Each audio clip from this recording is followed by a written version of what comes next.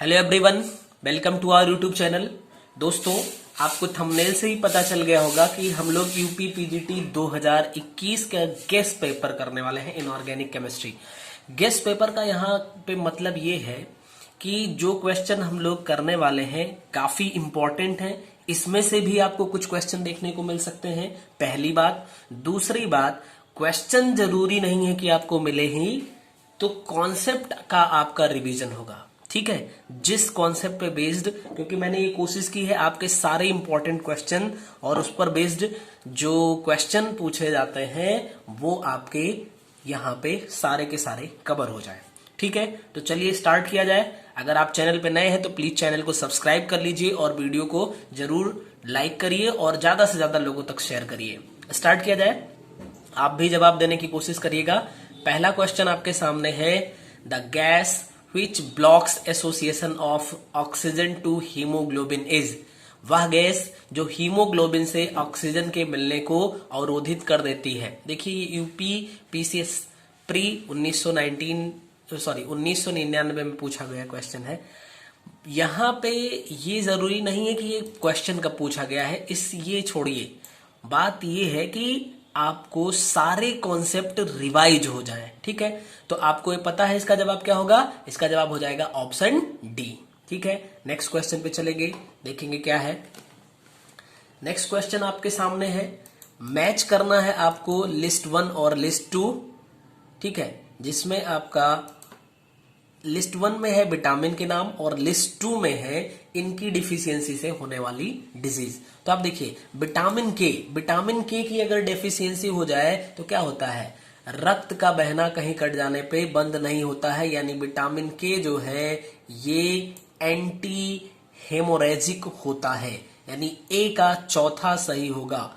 ठीक है, ए का चौथा। और आप देखिए, केवल एक ऑप्शन से आप फटाक से आंसर बता सकते हैं, मगर अभी आप घर पे बैठे हैं, प्रैक्टिस कर रहे हैं, तो आप ये कोशिश करिए कि एक बार आपका सब रिवीजन हो जाए। विटामिन बी की कमी से, B for beriberi, B for vitamin B, आपका ये सही हो जाएगा। सी की कमी से क्या होता है, ये एंटी स्कार्बिक होता है, दांतों मसूड़ों से संबंधित हो गया, स्कार्बी रोग हो जाता है। विटामिन डी एंटी रैचिटिक यानी सूखा रोग हो जाता है। ठीक है, चलिए नेक्स्ट क्वेश्चन पे चलेंगे। नेक्स्ट क्वेश्चन आपका क्या है, देखिए, विच one of the following pairs is correctly matched. Vitamin B12 anaemia, यानी कि इसमें कौन सा मैच है। एक होगा जो सही होगा, बाकी सब गलत होंगे, ऐसा हो सकता है। ठीक है, vitamin A night blindness, vitamin C scurvy, vitamin E sterility. तो देखिए, ये तो सही है, विटामिन ई की कमी से स्टेरिलिटी होता है, विटामिन सी की डेफिशिएंसी से स्कर्बी होता है, विटामिन ए से नाइट ब्लाइंडनेस होता है। ये तीन के तीनों सही हो गए हैं। ठीक है, यानी 2 सही है, 3 सही है, 4 सही है। विटामिन B12 बिल्कुल, इसकी डेफिशिएंसी से एनीमिया होती है, यानी आपका सारा का सारा ऑप्शन सही है। तो ऑल ऑफ द अबव पे करेंगे टिक। नेक्स्ट क्वेश्चन है, देखिए, यहां पे दो बात। पहली बात, मैचिंग वाले क्वेश्चन आते हैं, वो भी आपकी प्रैक्टिस हो जाएगी। दूसरी बात, यहां पे मैचिंग के क्वेश्चन ऐसे हैं कि एक क्वेश्चन से आप देखिए 4 चीजें हैं, यानी आप 4 क्वेश्चन तैयार कर रहे हो। देखिए, फिर से यहां पे आपको मैच करवाना है। विटामिन के नाम दे दिए हैं, लेकिन इस बार vitamin A, vitamin B, vitamin C नहीं दिया है, यहां पे उसका केमिकल नेम दिया और उसकी डेफिशिएंसी से होने वाली डिजीज का नाम दिया। तो देखिए, यहां पे है एर्गो कैल्सीफेरॉल। कैल्सीफेरॉल यानी कैल्सी मिल गया, कैल्शियम है यहाँ पे। कैल्शियम की डेफिशिएंसी से रिकेट्स हो जाता है, एक बात। रेटिनॉल, रेटिनॉल का मतलब कि रेटिना से संबंधित यानी आंखों का रोग क्या है, नाइट ब्लाइंडनेस को जीरोप्थेल्मिया भी बोलते हैं। तो ए का 4 हो जाएगा और सी का 5 हो जाएगा। ए का 4 और सी का 5, देखिए सी ऑप्शन में है, आप यहाँ पे फटाक से टिक कर सकते हैं। और भी आगे देख सकते हैं आप, देखिए, साइनोकोबालामिन अभी आपने कहा था, साइनोकोबालामिन विटामिन B12 का नाम होता है, एनीमिया डिजीज होगी। टोकोफेरॉल जो है ये आपका विटामिन ई का नाम होता है और स्टेरिलिटी हो जाएगा। ठीक है, तो आपका सी ऑप्शन सही होगा। नेक्स्ट क्वेश्चन पे चलेंगे, मॉलीबिडनम इज नॉट फाउंड इन, देखिए 2011 में पूछा गया क्वेश्चन है। मॉलीबिडनम जो होता है वो किस में नहीं पाया जाता है, ह्यूमन बीइंग में ग्रीन एल्गी, एलिफेंट या मंकी, कौन सा सही होगा? आप जवाब जरूर करिए। तो ये सारे ह्यूमन मतलब लिविंग बीइंग्स में प्रेजेंट होता है एक्सेप्ट टू ग्रीन एल्गी, बहुत सूक्ष्म मात्रा में होता है, ठीक है, माइक्रो क्वांटिटी होती है इसकी, बट इसका सही ऑप्शन होगा मॉलिबेडनम ग्रीन एल्गी में प्रेजेंट नहीं होता है। ठीक है, नेक्स्ट क्वेश्चन पे चलेंगे। Poisonous element for human body is, human body के लिए पॉइजनस एलिमेंट कौन सा है, यानी मानव शरीर के लिए विषाक्त तत्व? तो Hg भी है, लेड भी होता है विषाक्त, और आर्सेनिक, यानी कि ये सभी के सभी जो एलिमेंट्स हैं वो ह्यूमन बॉडी के लिए पॉइजनस होते हैं। ठीक है, नेक्स्ट क्वेश्चन पे आ जाइए। नेक्स्ट क्वेश्चन भी काफी इंपॉर्टेंट है। Number of heme units in a myoglobin is, myoglobin में हेमी इकाइयों की संख्या बताइए। तो ये क्वेश्चन भी हम लोग प्रीवियस ईयर में देखिए 2011 हम सॉल्व करवा चुके हैं, और ये काफी इंपॉर्टेंट है। कई बार पूछा जाता है कि हीमोग्लोबिन में आयरन की ऑक्सीडेशन स्टेट क्या होगी, ठीक है, उसको भी आप रिवाइज जरूर कर लीजिएगा, कमेंट करके आप बताइएगा। नेक्स्ट क्वेश्चन है vitamin B1, vitamin B6 and vitamin B2, vitamin BC are known as respectively. देखिए यहां पे नाम पूछ लिया गया है इन सभी लोगों का। तो सबसे पहले इसने कहा विटामिन B1, विटामिन B6 और विटामिन B2 एंड C। तो C का नाम तो एस्कॉर्बिक एसिड होगा। देखिए फोर्थ पे मतलब कि जो फोर्थ ऑप्शन है एस्कॉर्बिक एसिड, एस्कॉर्बिक एसिड, ये आपका एस्कॉर्बिक एसिड। एक तो आपका कैंसिल हुआ, बाकी तीन आपके हैं बचे हुए। ठीक है, अब चलते हैं विटामिन B1 और B6 और B2 पे चलेंगे। तो क्या सही होगा? विटामिन B2 का B6 का नाम होता है थायमीन ना, यही सही है। तो इसका मतलब पायरिडॉक्सिन, लैक्टोफ्लेमिन, नहीं ये नहीं सही है। Vitamin B1 thymine, vitamin B2, इससे हम विटामिन B1 को एनोरिन भी बोलते हैं, और विटामिन B6 को एडरमिन, और B2 को लैक्टोफ्लेविन के नाम से भी जानते हैं, यानी आपका ए ऑप्शन सही होगा। नेक्स्ट पे चलेंगे। ब्लड कंटेन्स, यानी रक्त में प्रेजेंट होता है, बताइए क्या प्रेजेंट होता है ब्लड में? Option A CO3 double minus, B HCO3 single minus, C CO and D Na2CO3। फटाफट से बताइए, इसमें बी आपका सही हो जाएगा, यहां पे बाइकार्बोनेट आयन प्रेजेंट होता है। नेक्स्ट क्वेश्चन है आपका, which one out of CD2+, Lu3+, Sc3+ and V3+ is coloured in aqua solution. ठीक है, यानी कि निम्न में से कौन सा जलीय विलयनों में रंगीन है? रंगीन होने के लिए जरूरी है कि उसके पास अनपेयर्ड इलेक्ट्रॉन हो। सब लोग कमेंट करके फटाफट से बताएंगे, ठीक है, अनपेयर्ड इलेक्ट्रॉन प्रेजेंट हो। तो देखिए यहां पे स्कैंडियम अगर ले लीजिए तो स्कैंडियम का मतलब 3D1, इसका हो जाएगा 3D1 एंड 4S2, और इसने तीनों इलेक्ट्रॉन को अगर रिलीज कर दिया तो इसका मतलब +3 पे पहुंच गया, इसके पास कोई अनपेयर्ड इलेक्ट्रॉन नहीं है। B3 की बात करें स्कैंडियम के बाद टाइटेनियम और बेनेडियम, यानी बेनेडियम में 3D3 एंड 4S2 होगा। +3 ऑक्सीडेशन स्टेट पे आया, यानी कि यहां से 2 निकल जाएगा और एक यहां पे, इसके पास 2 अनपेयर्ड इलेक्ट्रॉन है, कलर प्रॉपर्टी शो करेगा। डी आपका सही आंसर होगा। नेक्स्ट क्वेश्चन है, विच one of the following complexes is paramagnetic with 2 unpaired electrons. अच्छा देखिए, ये सारे क्वेश्चन जो अभी हम लोगों ने स्टार्ट किया है ये कहां से है? ये आपका कोऑर्डिनेशन कंपाउंड से है। ठीक है, आप बताइए कि इसमें से कौन सा पैरामैग्नेटिक विद 2 अनपेयर्ड इलेक्ट्रॉन है? देखिए सबके पास Cn है, तो Cn क्या करता है? इलेक्ट्रॉन की पेयरिंग कर देता है, तो सब जगह पे इलेक्ट्रॉन की पेयरिंग हो जाएगी, एक बात।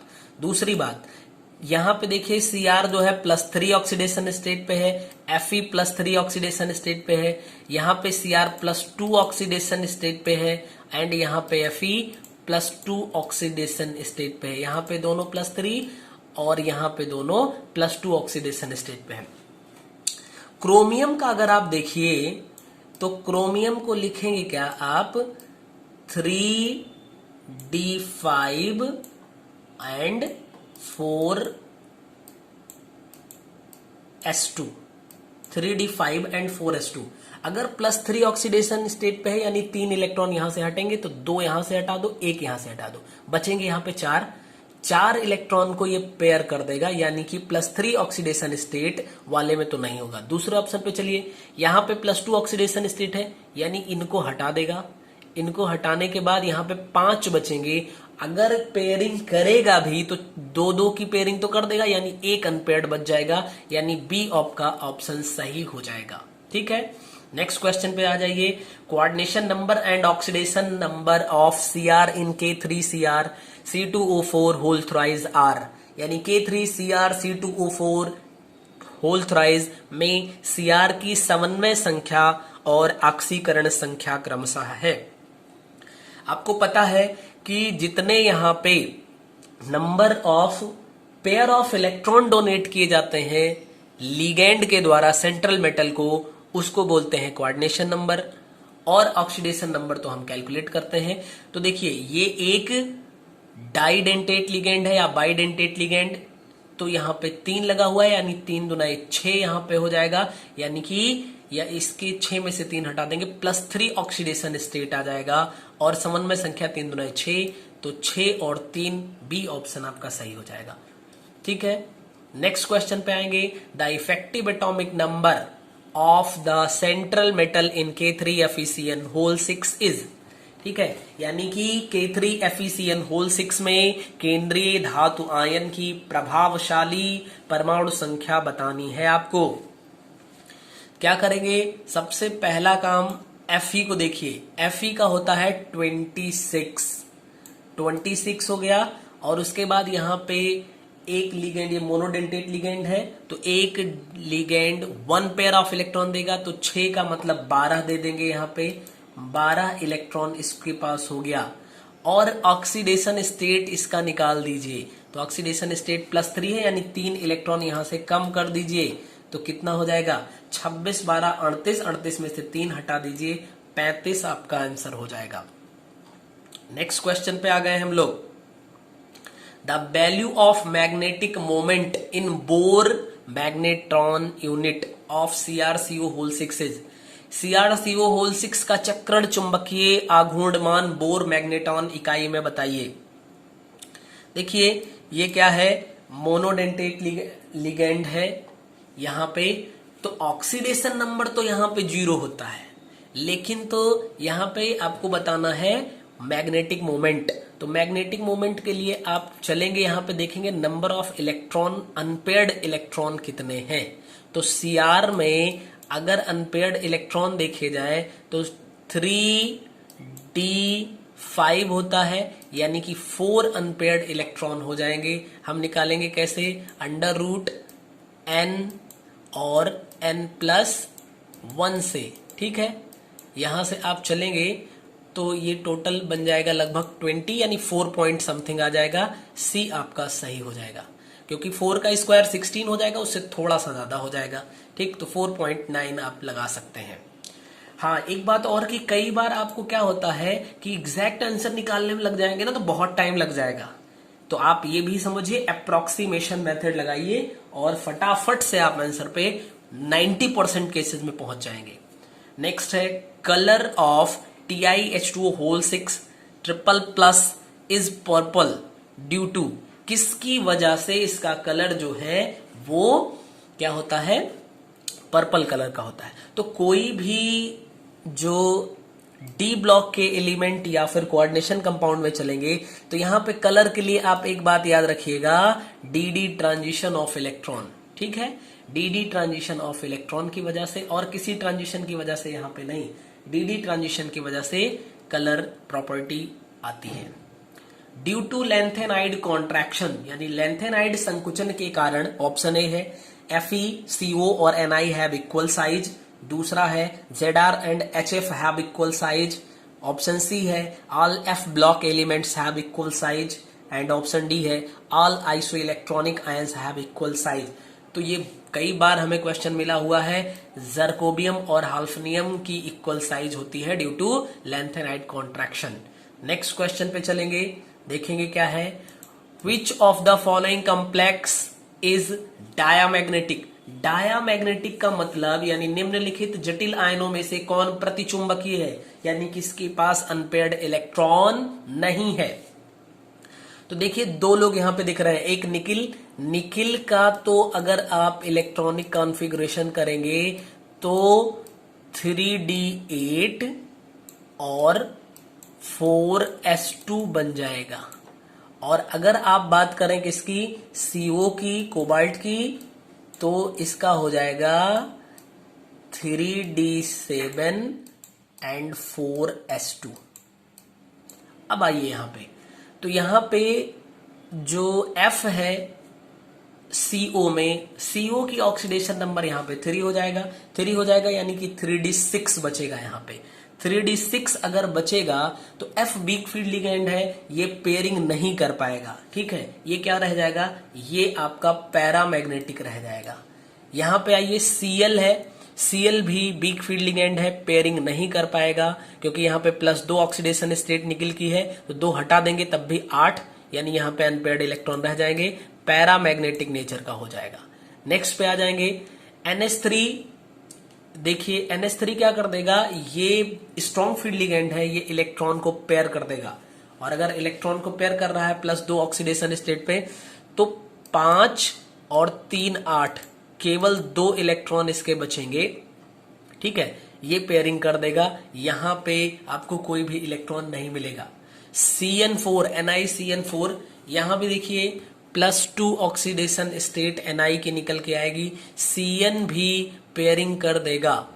तो ये दोनों केसेस में, अच्छा सॉरी, यहाँ पे होल 6 है, होल 6 है यहाँ पे। ठीक है, तो निकिल का केस में आपका सही हो जाएगा, यानी डी ऑप्शन सही हो जाएगा होल 4 पे। चलिए नेक्स्ट पे चलेंगे। Which is Persian blue, which is Persian blue, निम्नलिखित में से पर्सियन ब्लू कौन सा है। तो बहुत ही सिंपल है, कई बार हम आपको बता चुके हैं। HgBr is soluble in hypo, hypo में HgBr सॉल्युबल होता है ड्यू टू फॉर्मेशन ऑफ। इसमें देखिए एक क्वेश्चन आता है क्यों होता है, तो आपने वहां पे देखा है कि हाइपो का फॉर्मेशन कॉम्प्लेक्स कंपाउंड फॉर्मेशन की वजह से होता है। अब आपको यहाँ पे बताना है कौन से कॉम्प्लेक्स का फॉर्मेशन होता है, तो N3AgS2O3 होल थ्राइज का फॉर्मेशन होता है। ठीक है, नेक्स्ट क्वेश्चन है IUPAC name of K4NiCN whole 4 is. काफी इंपॉर्टेंट होते हैं। अब देखिए मैं यहाँ पे आपको केवल 1-2 क्वेश्चन ही करवा रहा हूं एक टॉपिक से रिलेटेड, मतलब जैसे IUPAC 100% श्योर है कि एक क्वेश्चन आपका IUPAC से संबंधित पूछा ही जाना है।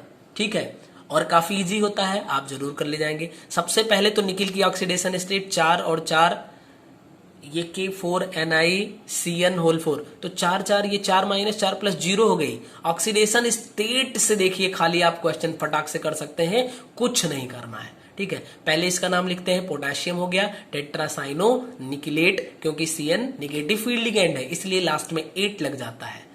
नेक्स्ट देखिए the correct IUPAC name of, again आपको IUPAC नेम मिल गया है, बताइए इसका सही जवाब क्या होगा। सबसे पहले तो स्टार्ट करेंगे यहाँ पे ट्राई अमीन से, तो ट्राई अमीन लगभग सब जगह हो गया। फिर यहाँ पे ब्रोमो आएगा, नाइट्रो नहीं आएगा, क्लोरो नहीं आएगा, क्योंकि अल्फाबेटिकल ऑर्डर में चलते हैं। देखिए खाली ऑर्डर देख के आप फटाक से जा सकते हैं। दूसरी बात, अगर आप यहाँ पे देखें PT की ऑक्सीडेशन स्टेट, तो ये तो 0 हो जाएगा, इसकी -1 हो जाएगी और इसकी -2 हो जाएगी, सॉरी -1, और ये भी -1, यानी कि 3 होनी चाहिए। 4 क्यों है भाई, PT ये सब जगह 4 लिखा हुआ है ना, नहीं तो ये गड़बड़ है कुछ, यहाँ पे 3 ऑक्सीडेशन स्टेट होनी चाहिए सबकी। ठीक है, तो C आपका सही हो जाएगा। नेक्स्ट क्वेश्चन है the coordination number of cobalt in COAN whole twice, NH3 whole twice, Cl3। ठीक है, आपको कोऑर्डिनेशन नंबर बताना है। तो ये EN जो है एथिलीन डायमीन, ये डाइडेंटेट लिगेंड है न्यूट्रल फील्ड का, तो 2 दूना 4, यानी ये एक ethylene diamine molecule 2 pair of electron donate करेगा। तो 2 एथिलीन डाइअमीन है तो 4 पेयर ऑफ इलेक्ट्रॉन और 2 पेयर ऑफ यहां से, यानी 4 2 6 पेयर ऑफ इलेक्ट्रॉन डोनेट हुए, कोऑर्डिनेशन नंबर 6 हो जाएगा। ठीक है ना। चलिए अगले क्वेश्चन पे चलेंगे। In which of the following coordination ions the magnitude of crystal field stabilization energy will be maximum. किस केस में जो CFT की वैल्यू है वो मैक्सिमम होगी। तो सबसे पहले यहां पे एक ही सेंट्रल मेटल लिगेंड चारों ऑप्शन में है CO, और सबका कोऑर्डिनेशन नंबर नहीं, ऑक्सीडेशन नंबर जो है वो +3 है। ठीक है, तो सबका कोऑर्डिनेट यहां पे ऑक्सीडेशन नंबर +3 है। तो अगर +3 ऑक्सीडेशन स्टेट है तो देखिए जो स्टेबलाइजेशन एनर्जी है ये किस पे डिपेंड करेगी, ये पूरी तरीके से इस टाइम पे डिपेंड करे। एक तो ऑक्सीडेशन नंबर पे डिपेंड करती है, अगर ऑक्सीडेशन नंबर सब जगह सेम है तो अब ये लिगेंड के नेचर पे डिपेंड करेगी। लिगेंड का नेचर स्ट्रॉन्ग फील्ड लिगेंड अब हो सकता है और वीक फील्ड लिगेंड हो सकता है, स्ट्रॉन्ग फील्ड लिगेंड हो सकता है और वीक फील्ड लिगेंड हो सकता है। तो सबसे ज्यादा जो आपकी ये एनर्जी होती है NH4 के लिए होगी, NH4+ आयन के लिए, और दूसरे नंबर पे CN के लिए होती है, यानी CN के लिए सबसे ज्यादा होगी। ठीक है, नेक्स्ट पे आ जाइए। अगला क्वेश्चन है आपका, लिस्ट मैच करनी है आपको, लिस्ट मैच करनी है। चलिए मैच करते हैं। लिस्ट 1 है और लिस्ट 2, हाइब्रिडाइजेशन स्टेट बतानी है। तो आप एक बात समझ लो, सबसे पहले अगर कोऑर्डिनेशन नंबर 4 है तो यहां पे एक तो sp3 हाइब्रिडाइजेशन होता है और दूसरा dsp2 होता है। और अगर कोऑर्डिनेशन नंबर 6 है तो यहां पे क्या होता है, d2sp3 और या फिर sp3d2। ठीक है, ये 3 होना चाहिए। ये बात पक्की हो गई। अब इसका मतलब आप समझिए, यहां पे कोऑर्डिनेशन नंबर 4 है, यहां पे कोऑर्डिनेशन नंबर 4 है, तो इन दोनों में से A और B के लिए 3 और 4 ही होगा, और C और D का कोऑर्डिनेशन नंबर 6 है, इसके लिए 1 और 2 ही होगा। ठीक है, 3 और 4 इसके लिए, यानी कि C और D ऑप्शन तो देख लीजिए कट गए। अब बचा, अब इसी पे चलते हैं, कि मैं आपको दोनों चीजें साथ में सिखा रहा हूं, आंसर भी बताऊंगा आपको और जुगाड़ से सॉल्व करना भी आपको मैं बताने की कोशिश करूंगा। ठीक है, Cu2+ में चलेंगे। यहां पे NH3 स्ट्रॉन्ग फील्ड लिगेंड है, कॉपर के लिए क्या हो जाएगा, 3D9 हो जाएगा +2 ऑक्सीडेशन स्टेट पे, और 4 यहाँ पे 0 हो जाएगा। तो ये पेयरिंग कर पाएगा कि नहीं कर पाएगा, आप बताइए। और D में देखिए, तो D में एक भी अनपेयर्ड इलेक्ट्रॉन नहीं है, तो इसमें Zn में, क्योंकि 2+ ऑक्सीडेशन स्टेट शो करेगा जब ये, तो यहाँ पे कोई अनपेयर्ड इलेक्ट्रॉन नहीं है, इसमें एक अनपेयर्ड इलेक्ट्रॉन है। तो अनपेयर्ड इलेक्ट्रॉन नहीं है, यहाँ पे कोई अनपेयर्ड इलेक्ट्रॉन नहीं है, तो आप समझो इसमें यहां से नहीं कर पाओगे आप, ये पेयरिंग कर देगा। अब 1 इलेक्ट्रॉन है तो 1 इलेक्ट्रॉन को वहां पे पेयर नहीं कर सकता, इसको वो लास्ट में भगा देगा, लास्ट में भगा देगा। तो यहाँ पे इनर ऑर्बिटल का यूज हो जाएगा, यानी कि A का सही होगा आपका 2 नंबर। ठीक है, A का आपका सही हो जाएगा, ये कोऑर्डिनेशन नंबर इस पे बात हो रही थी ना, तो A का आपका सही होगा 2। देख लीजिए कहां पे है, A का 2 तो कहीं नहीं दिया हुआ है, आई एम सॉरी, ये dsp3 है, हमने गड़बड़ कर दिया है, dsp2 यानी A का 4 होना चाहिए। ठीक है, A का 4 ये दिख रहा है। अब इसका मतलब इसका तो हो जाएगा, ये कहां गया 3, ये 3 भी सही है। इस पे आ जाइए, Cn स्ट्रॉन्ग फील्ड लिगेंड है, इस पे यहां पे देखिए ट्रिपल- लगा हुआ है। ट्रिपल- का मतलब इसने 3 इलेक्ट्रॉन को गेन कर लिया होगा।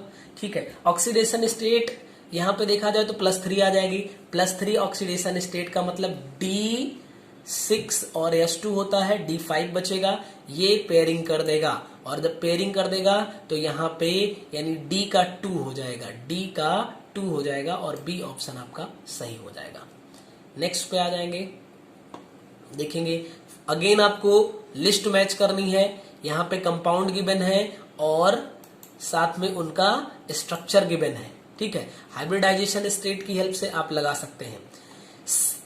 NiCO होल 4 ये न्यूट्रल फील्ड लिगेंड है। यहां पे अगर आप देखिए तो पेयरिंग कर देगा, क्योंकि ये न्यूट्रल फील्ड है बट ये स्ट्रॉन्ग फील्ड लिगेंड है, तो पेयरिंग कर देगा 3D8 एंड 4S2 है।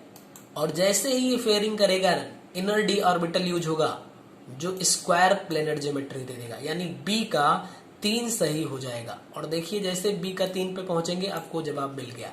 NH3 का पिरामिडल स्ट्रक्चर होता है, सिंपल है। BCl3 का ट्राइगोनल होता है। और अब एक बचा टेट्राहेड्रल ज्योमेट्री पे आ जाएगा ये, ठीक है ना।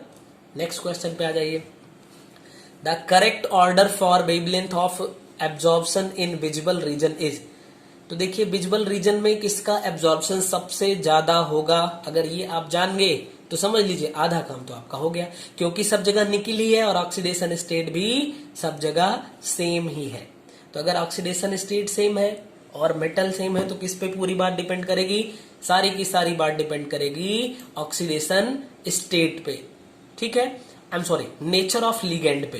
तो नेचर ऑफ लिगेंड में चलेंगे तो H2O आपका वीक फील्ड लिगेंड होता है, NO2 स्ट्रॉन्ग फील्ड हो जाएगा, NH3 स्ट्रॉन्ग फील्ड हो जाएगा। अगर स्ट्रॉन्ग फील्ड लिगेंड है तो वो क्या होगा कि मैक्सिमम एनर्जी लेवल को करेगा, H2O वीक फील्ड के लिए कम होगा, यानी विजुअल रीजन आपका सबसे कम जो होगा, यानी कि तरंग दैर्ध्य जो विजुअल रीजन में अब्जॉर्प्शन होगा वो H2O का सबसे ज्यादा होगा। कहां पे देखिए सबसे ज्यादा वाला ये H2O, पहला ही ऑप्शन आपका सही हो जाएगा, ठीक। नेक्स्ट पे चलेंगे। Which one of the following is correctly matched. कौन सा सही मैच्ड है। हाइड्रोजन बॉन्डिंग He2S, दूसरा है 3 सेंटर्ड बॉन्ड B2H6, तो बिल्कुल सही बात है, B2H6 में डाइबोरेन है, ये 3 सेंटर्ड बॉन्ड होता है, ठीक है। नेक्स्ट पे चलेंगे।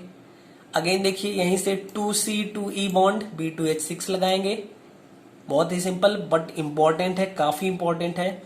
नेक्स्ट पे चलेंगे। Consider the following statements, bond strength of a covalent bond is, ठीक। कोवैलेंट बॉन्ड की बॉन्ड स्ट्रेंथ के विषय में आपको देखना है। तो directly proportional to its bond length, bond strength होती है बॉन्ड लेंथ के डायरेक्टली प्रोपोर्शनल होती है, यानी कि अगर बॉन्ड लेंथ बॉन्ड स्ट्रेंथ बढ़ेगी तो बॉन्ड लेंथ बढ़ेगी, लेकिन ये तो गड़बड़ हो रहा है क्योंकि इनवर्सली प्रोपोर्शनल होती है। अगर बॉन्ड लेंथ बढ़ा दोगे तो बॉन्ड स्ट्रेंथ घट जाएगी, यानी कि ये स्टेटमेंट सही नहीं है। तो पहला नहीं सही है, देखिए ये गलत हो गया और ये गलत हो गया और ये गलत हो गया। तो आपका जवाब तो तैयार है, लेकिन पढ़ लेते हैं। Directly proportional to its s character, हाँ बिल्कुल, अगर एस करेक्टर बढ़ेगा तो बॉन्ड स्ट्रेंथ भी बढ़ती है। नेक्स्ट पे देखिए। Directly proportional to the electronegativity of bonded atom, bonded atom की अगर इलेक्ट्रोनेगेटिविटी जाता है तो ये भी सही है, सी ऑप्शन आपका सही होगा, ठीक है। The types of chemical bonds in the compounds BeCl2, PF3, IF5 and CaF2 respectively.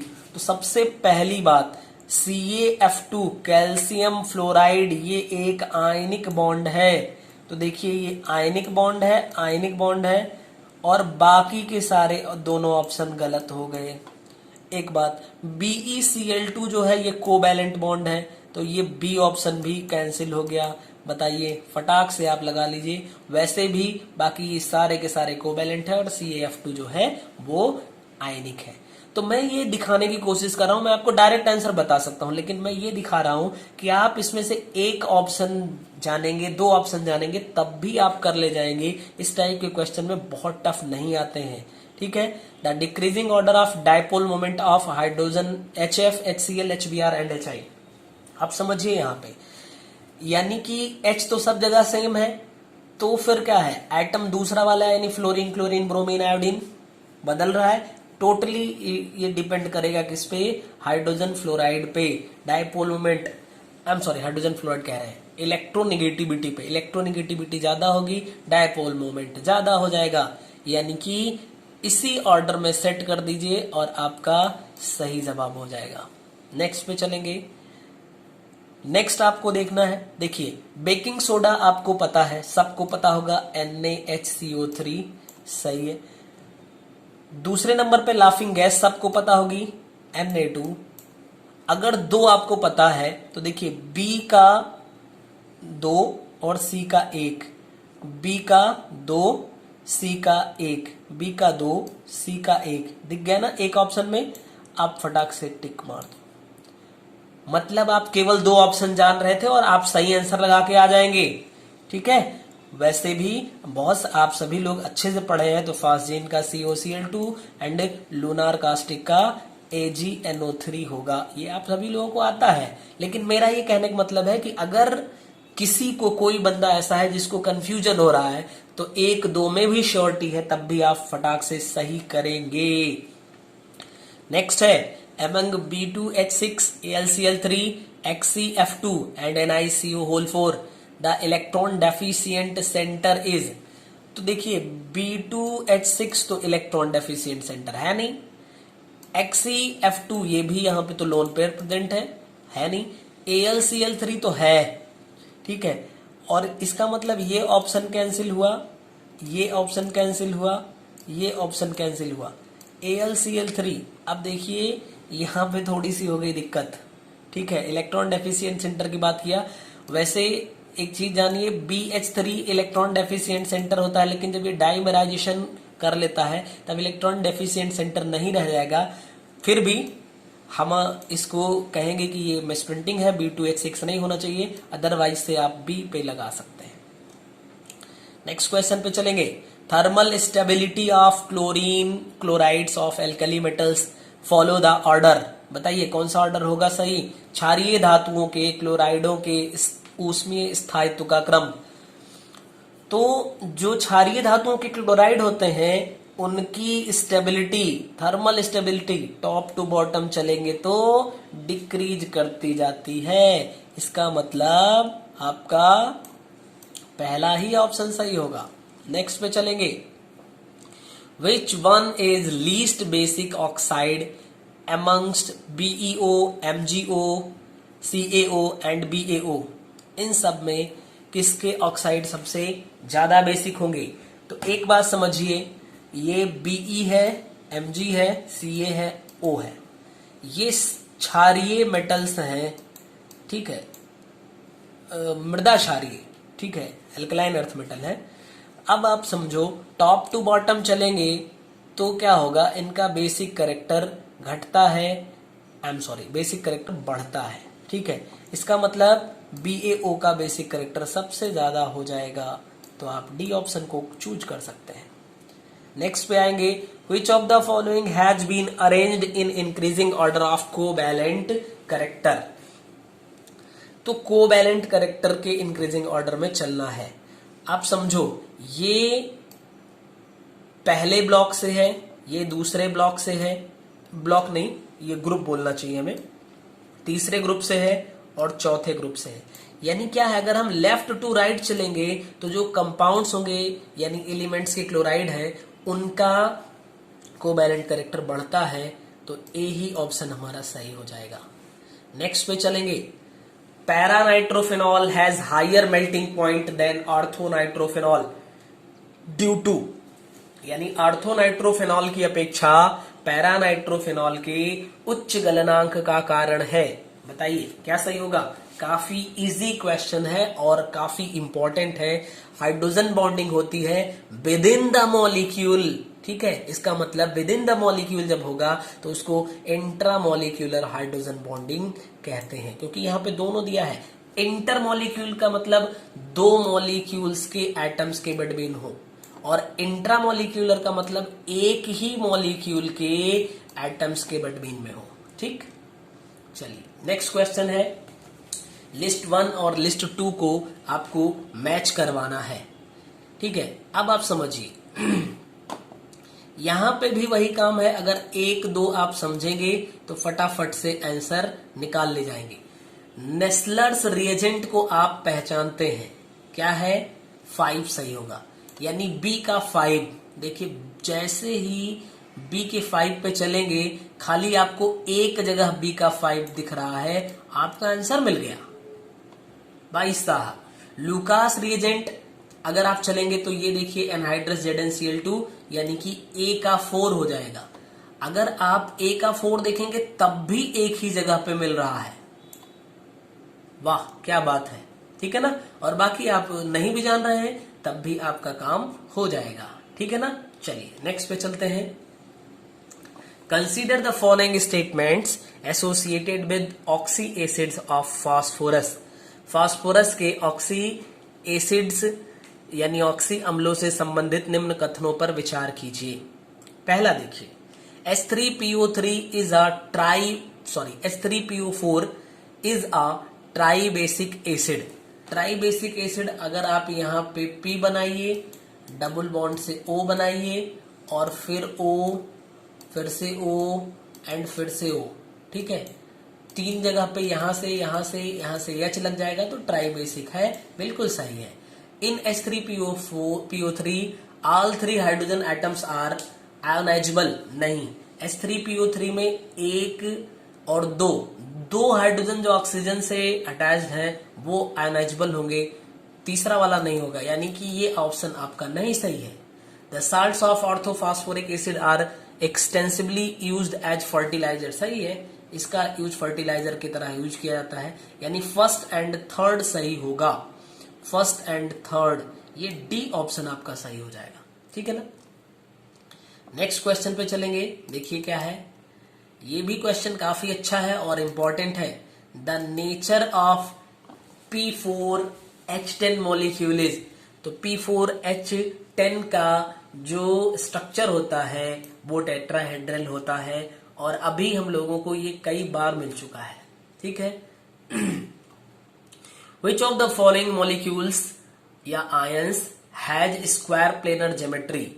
Square planar geometry के लिए जरूरी ये है कि आप एक बार समझो, ये स्क्वायर प्लेनर ज्योमेट्री शो नहीं करेगा, ये भी शो नहीं करेगा, ये भी शो नहीं करेगा, यानी कि ये कोऑर्डिनेशन कंपाउंड है जिसमें कोऑर्डिनेशन नंबर 4 है और ये एक स्ट्रॉन्ग फील्ड लिगेंड है, पेयरिंग कर देगा, यानी यही शो करेगा। ये आपका सही आंसर होगा। The types of hybridization present in XeF2, PF6-, SnCl2 and ICl2- respectively। तो आप समझिए इसके पास 8 इलेक्ट्रॉन होते हैं, 8 में से 2 ने पेयरिंग कर लिया तो बचा इसके पास कितना? 6 का मतलब 3 लोन पेयर और 2 ने बॉन्डिंग कर ली, यानी कि 2 bond pair. Lone pair plus bond pair को ऐड कर देंगे तो आ जाएगा 5, और 5 का मतलब क्या होता है? sp3d, और यहां पे आएगा, ठीक है। sp3d XeF2 में sp3d बिल्कुल ये C ऑप्शन है, sp3dZ2 और ये है, ठीक।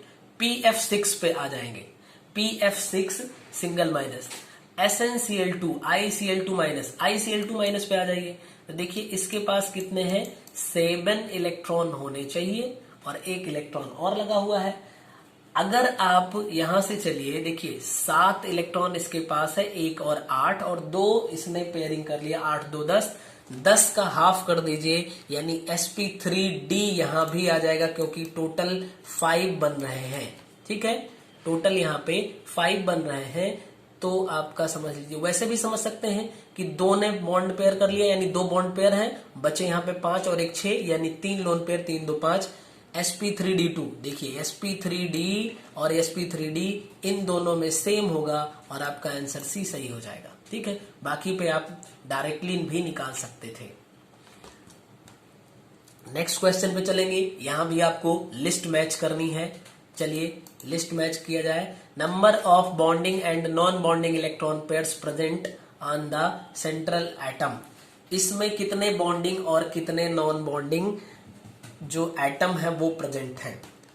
सबसे पहले XeF2 को पकड़ लेंगे, 7 में से 2 बॉन्ड पेयर हो जाएंगे और यहाँ पे 3 आपके लोन पेयर हो जाएंगे। तो पहले देखिए बॉन्ड पेयर को बताना है, फिर नॉन बॉन्ड पेयर को, यानी यहाँ पे आ जाएगा बॉन्ड पेयर कितने हैं? 2, लोन पेयर है 3, 2 और 3 दिख रहा है, यानी डी का 1 सही होगा। दो जगह पे दिख रहा है, देखिए यहाँ पे। फिर यहाँ पे आ जाइए, इसके पास 8 इलेक्ट्रॉन है, 8 में से 6 ने बॉन्ड पेयर कर लिया, 6 ने बॉन्ड पेयर कर लिया, यानी कि बॉन्ड पेयर हो गया 6, बचेगा कितना? 1, यानी बी का 3 हो जाएगा। ठीक है, बी का 3 और यहाँ पे बी का 4, तो डी का 1, बी का 3, ऑप्शन हमारा ए सही है। आगे बढ़ जाएंगे। ठीक है, और बाकी पे भी आप चेक कर सकते हैं, लेकिन क्या जरूरत है अगर हमें फटाफट से आंसर मिल जा रहा है। ठीक है ना, देखिए 2 क्लोरीन है तो 2 बॉन्ड पेयर, खाली बॉन्ड पेयर आप देख लीजिए, तब भी आपका काफी कुछ काम हो जाएगा। ठीक है, नेक्स्ट क्वेश्चन पे चलेंगे। अगेन आपको मॉलिक्यूल देखना है और आपको हाइब्रिडाइजेशन बताना है। IF7 देख के मुझे याद आ रहा है कि इस पे sp3d3 हाइब्रिडाइजेशन होगा, यानी कि पहला सही हो जाएगा। ठीक है, वैसे भी आप देख सकते हैं यहाँ पे 7 इलेक्ट्रॉन है, सातों ने बॉन्डिंग कर लिया, इसका मतलब H की वैल्यू 7 sp3d3, तो D का 1 हो जाएगा। देखिए खाली एक ही ऑप्शन में है, एक को मार दीजिए, निकल जाइए। यानी आपको चारों मैच करना ही नहीं है, आपका टाइम क्यों खर्च करेंगे आप, इसका टाइम बचाएंगे। यही तो है, पहले से जब प्रैक्टिस करके जा रहे हैं आप, तो आपको ऐसे ऐसे क्वेश्चन मिलेंगे जिन पे आप अपना टाइम बचा सकते हैं, और घर पे यही अगर आप सीखे रहेंगे तो एग्जाम में आपका टाइम बचेगा। चलिए नेक्स्ट क्वेश्चन पे चलेंगे। यहां पे भी आपको मैच करना है, क्या मॉलिक्यूल्स है यहाँ पे, और यहाँ पे लोन पेयर इलेक्ट्रॉन बताना है। तो यहाँ पे देखिए 7 में से 2 ने बॉन्डिंग कर लिया, सॉरी 8 में से 2 ने बॉन्डिंग कर लिया, यानी 6 का यहाँ पे आधा कर देंगे तो 3 यहाँ पे लोन पेयर सही होगा, यानी ए का 3। देखिए ए का 3 खाली एक ऑप्शन में, आप पूरे को मैच करेंगे तब आप काम करेंगे। और यहाँ पे देखिए हमें ऑप्शन भी देख लेना चाहिए बीच बीच में। वैसे यहाँ पे बी के पास 0 है, ठीक, ये सही हो जाएगा इसका। NF3 के पास यहाँ पे कितने हैं, एन के पास 5, 3 कर देंगे, यानी 2 यहाँ पे एक लोन पेयर बच जाएगा आपका, और ClF3 का 2 कर दीजिए, यही सही हो जाएगा आपका। आगे चलेंगे, the percentage contribution of s orbital in sp, sp2 and sp3 hybridised carbon atom will be. sp, sp2 और sp3 संकरित कार्बन परमाणु में s ऑर्बिटल का प्रतिशत सहयोग क्या होगा, बताइए। थोड़ा सा बड़ा कर देते हैं हम, कमेंट करके आप लोग जरूर बताने की कोशिश करिएगा। मैं 2-4 सेकेंड की टाइम दे रहा हूं लगभग। ठीक है, तो बहुत ही सिंपल है। देखिए यहाँ पे जितने भी ऑर्बिटल है उन सबका टोटल 100 होता है। 100 को 2 लोगों में डिवाइड करेंगे 50%, 3 लोगों में 33.33%, हमारा आंसर मिल गया। 4 लोगों में 25%। कितना इजी है। नेक्स्ट पे आ जाइए, निम्नलिखित यौगिकों में कितने सिग्मा एवं कितने पाई बंध हैं। तो देखिए पहले तो आप क्या करिए, सारे हाइड्रोजन को काउंट कर लीजिए, 1, 2 और 2 यहाँ पे 4 आपके सिग्मा हो गए, 5 सिग्मा, 6 सिग्मा, 7 सिग्मा, 8 सिग्मा, तो टोटल आपके 8 सिग्मा बॉन्ड प्रेजेंट है। फिर उसके बाद 1 पाई, 2 पाई और 2 यहाँ पे 4 पाई, 8 4 आपको डी ऑप्शन में दिख रहा है। टिक मारिए और आगे बढ़िए। नेक्स्ट क्वेश्चन पे चलेंगे। Which one of the following has maximum bond length? यहाँ पे आपको बॉन्ड लेंथ बतानी है, किसमें सबसे ज्यादा बॉन्ड लेंथ होगी। तो आप देखिए बॉन्ड आर्डर अगर आप निकाल लीजिए तो जहां पे बॉन्ड आर्डर सबसे ज्यादा होता है वहां पे बॉन्ड लेंथ कम हो जाती है, यानी दोनों एक दूसरे के इनवर्सली प्रोपोर्शनल होंगे।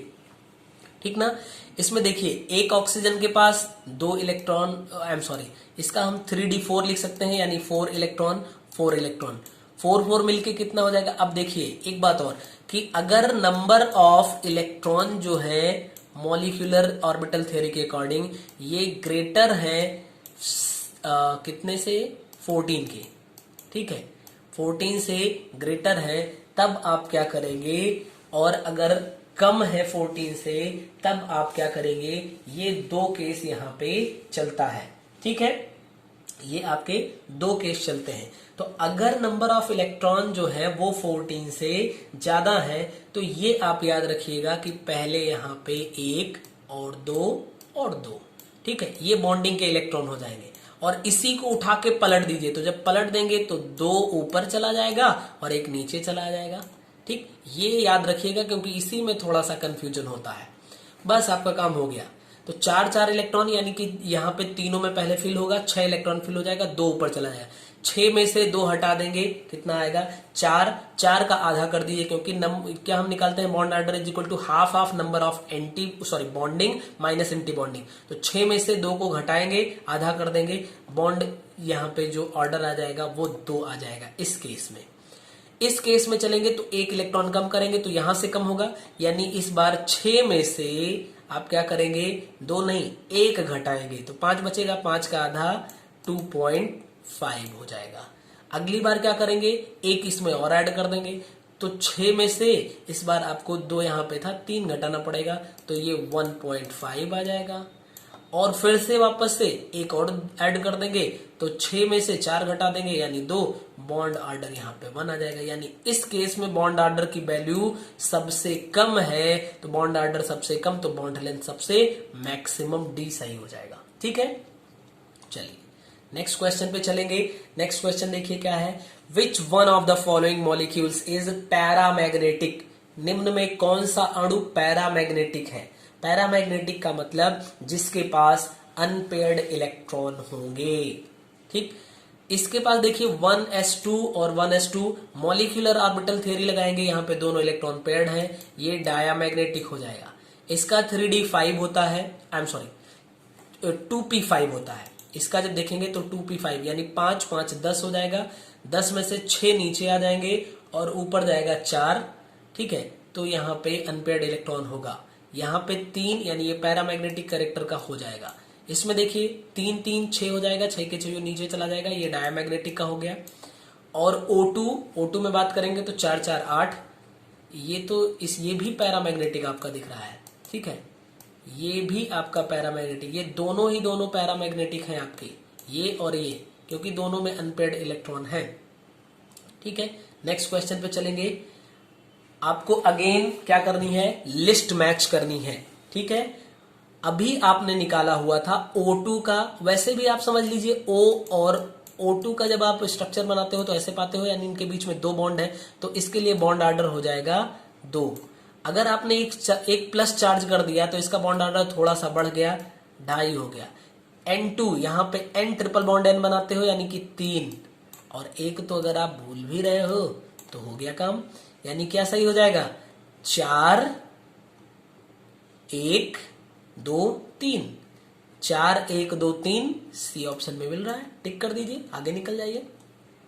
नेक्स्ट पे आएंगे, इन SF6 molecule bond angle is. SF6 molecule में बॉन्ड एंगल कितना होता है। ऑक्टाहेड्रल ज्योमेट्री होती है, यहाँ पे 90 और 72 होता है, यानी कि बी ऑप्शन पे टिक करेंगे। नेक्स्ट है CO में होता है, CO में अगर आपको बॉन्ड ऑर्डर निकालना है तो देखिए कार्बन के लिए 2p2 हो जाएगा यानी 2 इलेक्ट्रॉन, इसके लिए 2p4 यानी कि 4 इलेक्ट्रॉन, 4 2 6, 6 के 6 इलेक्ट्रॉन कहां पे चले जाएंगे, बॉन्डिंग में, यानी कि 6/2, बॉन्ड ऑर्डर यहाँ पे 3 आ जाएगा। ठीक है, नेक्स्ट पे आएंगे, which of the following have identical bond order. किसके लिए बॉन्ड ऑर्डर जो है वो सेम है। तो अगर नंबर ऑफ इलेक्ट्रॉन जहां पे सेम आएंगे बॉन्ड ऑर्डर भी सेम आ जाएगा। खाली इलेक्ट्रॉन नंबर आप देखिए तो यहाँ पे आप समझिए, इसके पास 2 इलेक्ट्रॉन आउटर सेल में, इसके पास 3 3 2 5 और 1 6 आएगा यहाँ पे। ठीक है ना, 6 आ जाएगा। अगर वैसे भी दिक्कत हो रही है तो 7 6 13 1 14 यहाँ पे कर लीजिए भैया, टोटल इलेक्ट्रॉन काउंट कर लेंगे तब भी आपको वही आंसर मिलेगा। इसमें देखिए 8 8 16 और 1, यहाँ पे 17 इलेक्ट्रॉन आ जाएंगे। इसमें देखिए 6 और 7, 7 6 13 में से 1 हटाएंगे, 12 आ गया। इसमें देखिए 8 और 7, 15 में से 1 हटाएंगे, 14, यानी कि पहला और तीसरे में नंबर ऑफ इलेक्ट्रॉन सेम है, तो इनका बॉन्ड ऑर्डर भी सेम आएगा। कौन सा, first and third, A option सही होगा।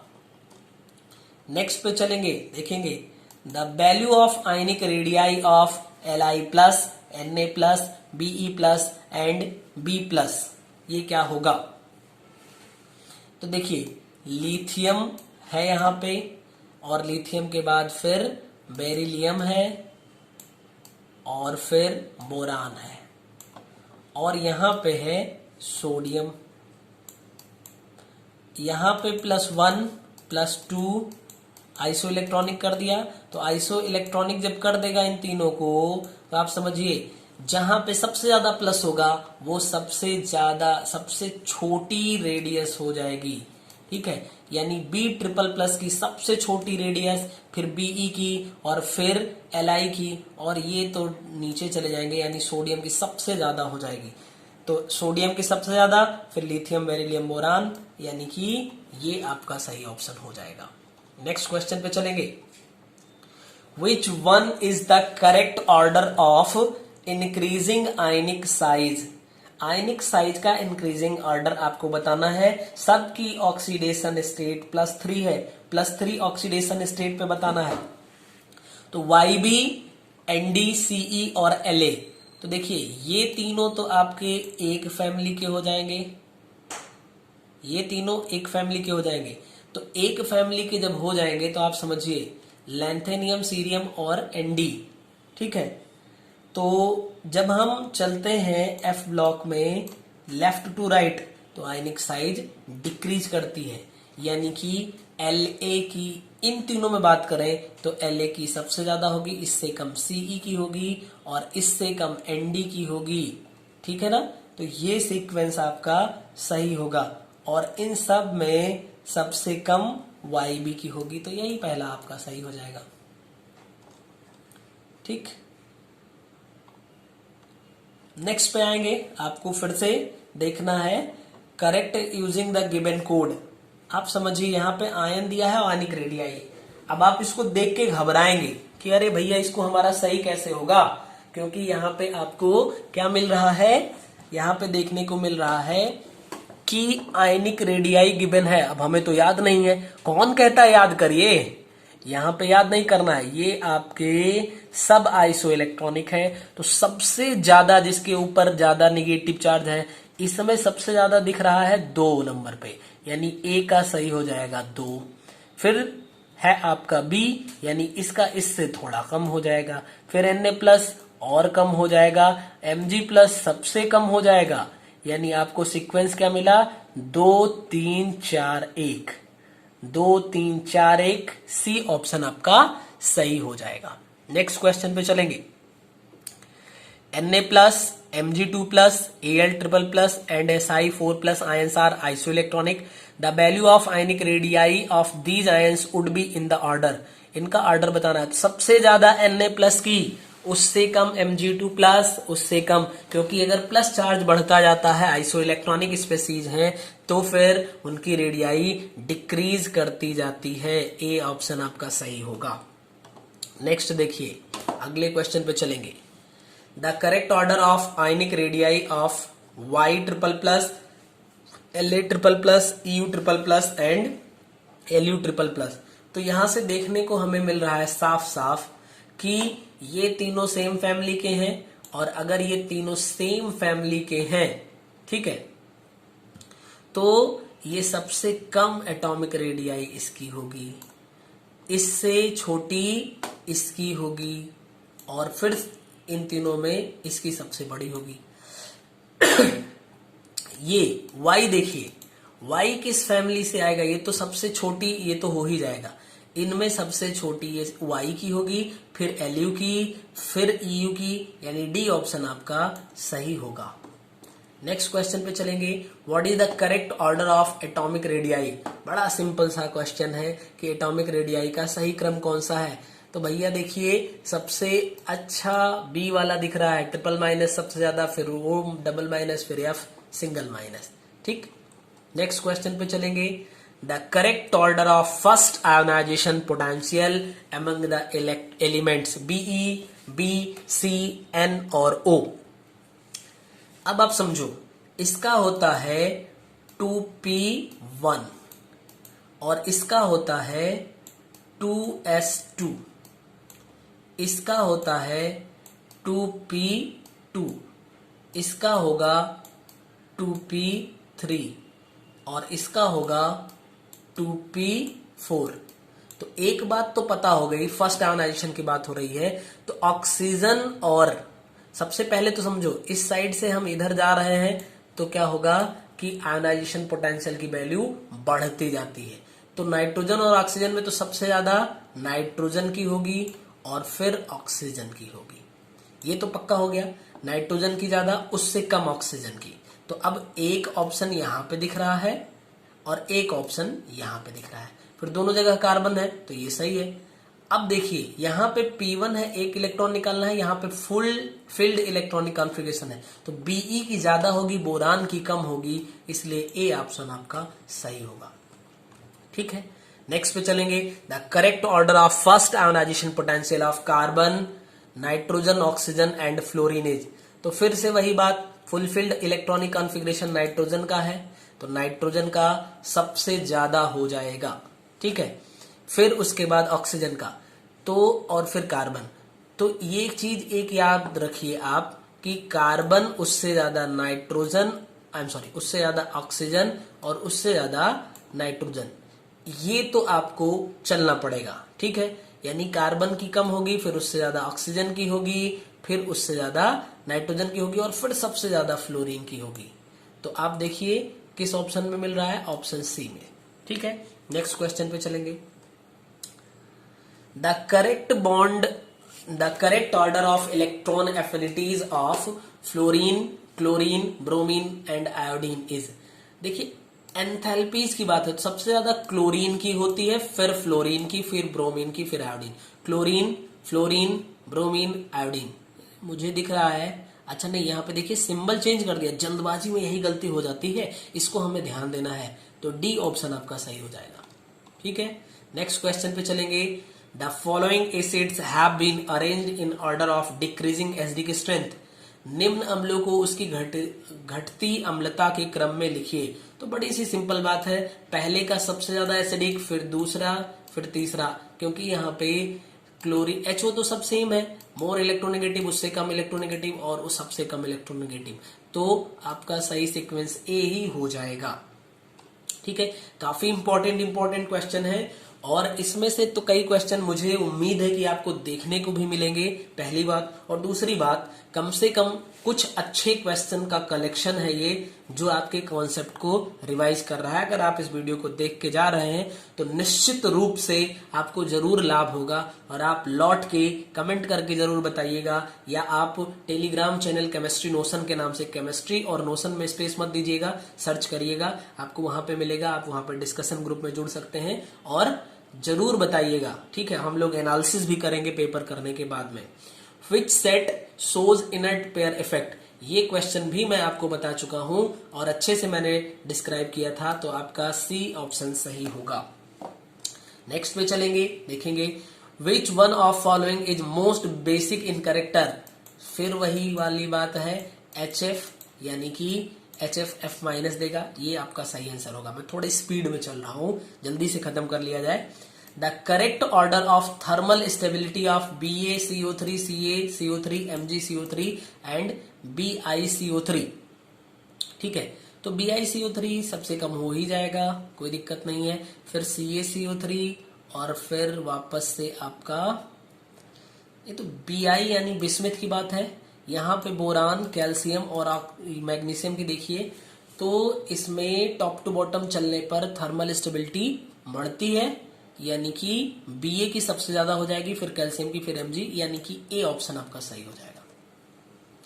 The solubility of alkali metal fluorides in water.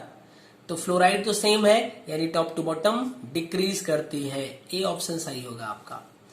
Which arrangements in easily hydrolysed, कौन सा अरेंजमेंट है जो बहुत इजिली हाइड्रोलाइज्ड हो जाता है। NCl3, PCl3, AsCl3, Sb, यानी कि ये आपका नाइट्रोजन फैमिली है, क्लोराइड है नाइट्रोजन फैमिली, यही सही है आपका। ठीक है, नेक्स्ट क्वेश्चन पे चलेंगे। Atomic number of elements A, B and C are 50, 78 and 60। ठीक है, these elements are placed in modern long form of periodic table respectively। अब इनको बताना है कौन से ब्लॉक में ये है। इनको बताना है किस किस ब्लॉक में है। तो 78 होता है प्लेटिनियम का, और प्लेटिनम है आपका डी ब्लॉक से, यानी बी एलिमेंट जो है वो डी ब्लॉक का होगा। तो यहां सही हो सकता है और यहां सही हो सकता है। ठीक है, ये 50 की बात करें तो 50 आपका ये है कहां से, पी ब्लॉक से। स्टेनस की बात हो जाएगी तो ये पी ब्लॉक का है। ठीक है, और फिर 60 की बात करें तो सीजियम 55 होता है, 55, और उसके बाद इसमें 5 जोड़ देंगे तो कितना आ जाएगा, फिर से ये आपका एस ब्लॉक तो देगा नहीं, इन दोनों में से ही सही हो सकता है, ए आपका सही हो जाएगा, यानी एफ ब्लॉक का आ जाएगा। हाँ बिल्कुल, 57, 58, 59, 60 ये आपका एफ ब्लॉक का आ जाएगा। नेक्स्ट क्वेश्चन पे चलेंगे। एटॉमिक स्ट्रक्चर से रिलेटेड क्वेश्चन आना स्टार्ट हो गया। The equation for calculating the energy of an electron in the nth orbit of H like species, काफी इंपॉर्टेंट है ये। तो माइनस होगा, हमें सब जगह दिख रहा है। me की पावर 4 पहले ऑप्शन में नहीं है, दूसरे में नहीं है, तीसरे में है, चौथे में है, me की पावर 4। फिर Z square upon N square होता है, बिल्कुल यहाँ पे जेड नहीं होगा, Z square upon N square. Next पे चलेंगे। The equation for calculating the velocity of an element in the nth orbit of H like species, याद रखिएगा, काफी इंपॉर्टेंट है काफी इंपॉर्टेंट है। इसको अगर आप याद रखेंगे तो आपका काम अच्छा बनेगा, क्योंकि कई बार इस पे क्या है कि न्यूमेरिकल इस पर बेस्ड न्यूमेरिकल दे देता है, तो आपको वहां भी मदद मिल जाएगी। ठीक है, वहां भी आपको इस पे मदद मिलेगी। तो इसका कौन सा ऑप्शन सही है, इसका आपका सही है 0.2185। सब जगह देखिए सेम वैल्यू है, इंटू 10⁻⁷, ये भी सब जगह सेम है, खाली अंतर है तो डेसिमल का अंतर है। केवल अंतर जो आपको दिया गया है वो डेसिमल का अंतर दिया गया है। इसी में आप थोड़ा सा अगर कंफ्यूज हुए तो आपसे गलती हो सकती है। आपका पहला ऑप्शन सही होगा। ठीक है, हाँ यहाँ पे देखिए थोड़ा सा गड़बड़ है, एन स्क्वायर नहीं होता, जेड अपॉन एन हो सकता है। तो यहाँ पे आपको डेसिमल याद रखना था, 0.21 रहेगा। The ionization potential for hydrogen atom is 13.6 electron volt. The ionization potential for He, देखिए ये अभी ऊपर यहाँ पे क्वेश्चन में आपको है। ठीक है, आयोनाइजेशन पोटेंशियल यही है, किस पे डिपेंड कर रहा है, अगर सब कुछ सेम है तो जेड पे डिपेंड कर रहा है। जेड स्क्वायर से मल्टीप्लाई कर दीजिए भैया। हीलियम के लिए जेड की वैल्यू 2 होती है, 2 का स्क्वायर यानी 4, 13.6 का 4 गुना कर देंगे, 13 चौको 52, 6 चौको 24, 54.4, यानी कि ए ऑप्शन आपका सही हो जाएगा।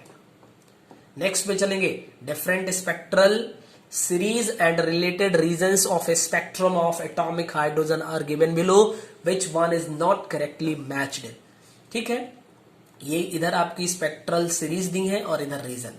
अब आप समझो, लाइमन सीरीज सबसे पहले यूबी रीजन में आती है, उसके बाद बामन सीरीज आपकी आती है विजुअल में, और फिर ब्रैकेट, फुंड, हैम्फ्री, यानी कि लाइमन ब्रैकेट के बाद पाशन, फिर उसके बाद फुंड, फिर हैम्फ्री, ये सब आपके इंफ्रारेड में आएंगे। तो लाइमन सूक्ष्म लिख दिया, ये गलत है। ब्रैकेट आपकी ये इंफ्रारेड, ये तो सही है। बामर भी ये सही है, पासन भी सही है। ठीक है, यानी लाइमन कहाँ आती है, यही गलत है, ये यूबी में आती है। नेक्स्ट पे चलेंगे। The electronic configuration of platinum Z 78, यानी कि प्लैटिनम जो 78 होता है, ये याद करिए आप, पहली बात डी ब्लॉक में आएगा, डी ब्लॉक में आता है। 78 के बाद 79 और फिर 80, 78 और 90 और फिर 80, यानी इसका आपको बताना है इलेक्ट्रॉनिक कॉन्फ़िगरेशन। तो सबसे पहले तो आप यही चेक कर सकते हैं, जेनान का हो जाएगा 54, और 54 में अगर 10 ऐड करेंगे तो 64 ही होगा, ये तो हुआ नहीं। इसमें अगर देखिए तो ये 24 है, अगर यहाँ पे आप 24 ऐड करिए तो कितना हो जाएगा, हाँ तब 78 के करीब पहुंच जाएगा। ठीक है, तो अब ये एक सीक्वेंस ये मिला, एक सीक्वेंस ये मिला, और एक ये आपका तो ज्यादा हो जाएगा। ठीक है, ये भी नहीं हो सकता। इन दो में से कौन होगा, यानी आप ये छोटा सा दिमाग लगा के पहुंच सकते हैं कहां पे, ऑप्शन बी और ऑप्शन सी में से कौन सा सही होगा। ठीक है, अब एग्जैक्ट आंसर पे पहुंचने के लिए क्या करना पड़ेगा, आपको जानना पड़ेगा इलेक्ट्रॉनिक कॉन्फ़िगरेशन क्या है इसका। तो इसका इलेक्ट्रॉनिक कॉन्फ़िगरेशन सही क्या होगा, ये यहां पे फुलफिल्ड होता नहीं है, यानी कि ये आपका सी ऑप्शन सही हो जाएगा। ठीक है, नेक्स्ट में चलेंगे। The phenomenon in which an electron of higher energy level returns within 10⁻⁻8 seconds to a lower energy level by radioactive decay is called. वह घटना जिसमें कोई उच्च स्तर का इलेक्ट्रॉन 10⁻⁸ सेकेंड में निम्न ऊर्जा स्तर में विकिरण क्षय द्वारा लौटता है, इसको क्या कहते हैं, इसको फ्लोरिसेंस यानी फ्लोरिसेंस बोलते हैं। ठीक है, नेक्स्ट ऑप्शन पे चलेंगे। The wavelength for visible region, visible region के लिए आप बताते हो 4000 से 8000 एंगस्ट्रम या फिर नैनोमीटर में आप लिख सकते हैं 400 से 800। नेक्स्ट क्वेश्चन क्या होगा, the mass defect in the nucleus of any isotope of mass number 4 is 0.03 AMU। It's binding energy पर मॉलिक्यूल इज वेरी नियरली। तो देखिए, इसकी बाइंडिंग एनर्जी निकालने के लिए इसका मास नंबर कितना है उसमें और ऐड कर देंगे जो AMU हुआ है यहाँ पे। ठीक है, डिफेक्ट मास है, इसमें 100 से मल्टीप्लाई करिए तो 3 आ जाएगा, दोनों को ऐड कर दिए 4 3 7, बी ऑप्शन आपका सही होगा। ठीक है, the number of orbitals present in my नहीं, यहाँ पे एनी होना चाहिए। ठीक है, any sub level is given bye, तो किसी सब लेवल में जो नंबर ऑफ ऑर्बिटल्स होते हैं वो 2l+1 के इक्वल होते हैं। और वैसे भी आप यहाँ पे l की वैल्यू s के लिए 0 होती है, p के लिए 3 होती है, p के लिए 1 होती है, d के लिए 2 और f के लिए 3, आप उससे भी सॉल्व कर सकते थे। The number of nodal planes in the angular distribution function of 4s 4py and 4dz2 orbitals respectively. s के लिए 0 होता है, यानी 2 ऑप्शन पे आप पहुंच गए। ये देखिए टोटल जो होता है ये l पे डिपेंड करता है, तो इसके लिए 0, इसके लिए 1, इसके लिए यहां पे आएंगे 0 और इसके लिए 1, तो ये पे पहुंचेंगे और इसके लिए 2 हो जाएगा, यानी ए ऑप्शन आपका सही होगा।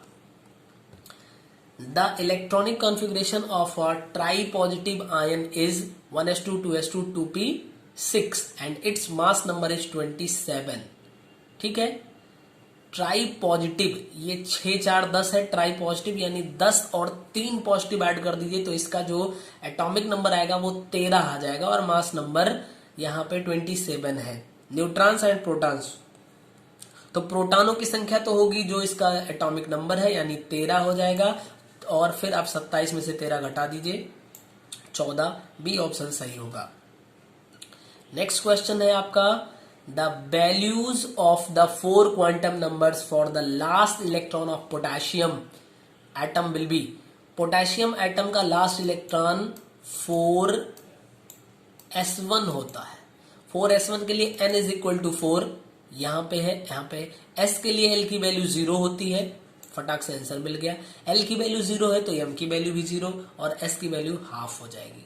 ठीक है, the angular momentum, the orbital angular momentum for 3p electron is, तो यहाँ पे आप देखिए 3p इलेक्ट्रॉन के लिए जो एंगुलर मोमेंटम की वैल्यू है वो कितनी हो जाएगी। ठीक है, तो l इंटू l+1 करते हैं, √l और l+1 करेंगे और बाहर में h कट कर लेंगे, यानी कि हमारा बन जाएगा p के लिए l की वैल्यू 1 होती है तो यहाँ पे √2 आएगा, ए आपका सही आंसर होगा।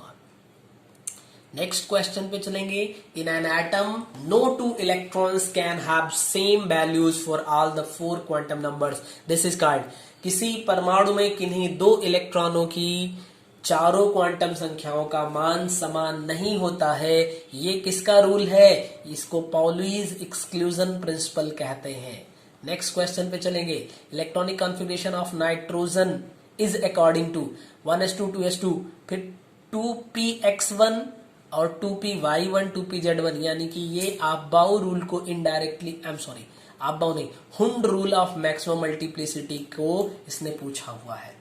ठीक है, अ p orbital in an atom in the absence of a magnetic field is, किसी परमाणु में एक p कक्षक चुंबकीय क्षेत्र की अनुपस्थिति में होता है। तो P में कितने होते हैं भैया? P में आप बनाते हो 1 2 3, यानी कि 3 डीजेनरेटेड ऑर्बिटल होते हैं, 3 फोल्ड डीजेनरेटेड ऑर्बिटल्स होंगे यहाँ पे। नेक्स्ट क्वेश्चन पे चलेंगे। The orbital L is equal to 2 can accommodate, यानी L इज इक्वल टू 2 में कितने इलेक्ट्रॉन आ सकते हैं? तो L इज इक्वल टू 2 का मतलब क्या होगा यहाँ पे? ठीक है, किसके लिए 2 होता है? D के लिए बात होता है। D में यहाँ पे 5 ऑर्बिटल होते हैं, यानी 5 दूना 10 इलेक्ट्रॉन यहाँ पे आपके फिल्ड हो सकते हैं। नेक्स्ट पे चलेंगे। 4s orbital has lesser energy than 3d orbital because it has, देखिए 4s कक्षक की ऊर्जा 3d कक्षक की ऊर्जा से कम होती है, क्योंकि अगर आप यहाँ पे n प्लस एल की वैल्यू निकालेंगे तो आ जाएगा केवल 4, और यहाँ पे n प्लस एल की वैल्यू आएगी तो 5 आएगी। ठीक है, 3 2 5, यानी कि n प्लस एल की वैल्यू अधिकतम होती है किसके लिए? 3d के लिए। 4s के लिए कम होती है, इसीलिए इसकी वैल्यू भी कम हो जाती है, energy level come. Quantum numbers of 12th electron in aluminium, 12th electron कहाँ जाएगा? इसको आप लिखते हो 3p1, 3p1 लिखते हो। ठीक है, 1s2, 2s2, 2p6, यहां पे देखिए 1s2, 2s2, 2p6, 3s2 and 3p1, 3p1। तो 12th इलेक्ट्रॉन यहां पे जाएगा 3s2 में, यानी n की वैल्यू 3 हो जाएगी। s के लिए l की वैल्यू 0 होती है, अब केवल यहीं पे चलना है। l की वैल्यू 0 तो m की वैल्यू भी 0। और जो 12th इलेक्ट्रॉन होगा, s में 2 इलेक्ट्रॉन रह सकते हैं, पहला प्लस हाफ, दूसरा का माइनस हाफ। ए ऑप्शन आपका सही होगा। The trends in shielding effect is, परिरक्षण प्रभाव का क्रम कैसा होता है? सबसे ज्यादा एस के लिए होता है, सबसे ज्यादा एस के लिए, सबसे कम एफ के लिए। सी ऑप्शन आपका सही होगा। नेक्स्ट पे चलेंगे। Which one of the following is the correct form of Schrodinger's wave equation? काफी इंपॉर्टेंट है ये। उल्टा लैम्डा आप कह लो, उसका स्क्वायर साई और plus 8 pi square m upon h square E minus B, यही सही होता है। Heisenberg uncertainty principle is given by the expression, तो ये भी काफी इजी क्वेश्चन है। डेल एक्स और डेल पी की जो वैल्यू होती है ये greater or equal to 2h, यानी h अपॉन 4 पाई के या 2 पाई कुछ देख सकते हैं आप। यहाँ पे कहाँ दिख रहा है? बी ऑप्शन में आपका सही हो जाएगा। नेक्स्ट क्वेश्चन पे चलेंगे। Wave nature of electron is shown by, कौन सा इसमें आपको इफेक्ट दिख रहा है जो इलेक्ट्रॉन के वेव नेचर को शो करता है? फोटो इलेक्ट्रिक इफेक्ट या फिर कॉम्पटन इफेक्ट, ये तो इसके पार्टिकल नेचर को शो करते हैं। डिफ्रैक्शन एक्सपेरिमेंट इसके वेव नेचर को शो करेगा। Pauli's exclusion principle, Heisenberg uncertainty principle, Aufbau और इधर बच रहा है आपका हुंड्स। ये स्पिन मल्टीप्लिसिटी क्या लिखा है? Hund's rule of maximum multiplicity और आफबाउ एनर्जी लेवल, यानी आपका सही हो जाएगा 2 4 1 3, 2 4 1 3, सी ऑप्शन पे आपका सही होगा। नेक्स्ट क्वेश्चन पे चलेंगे।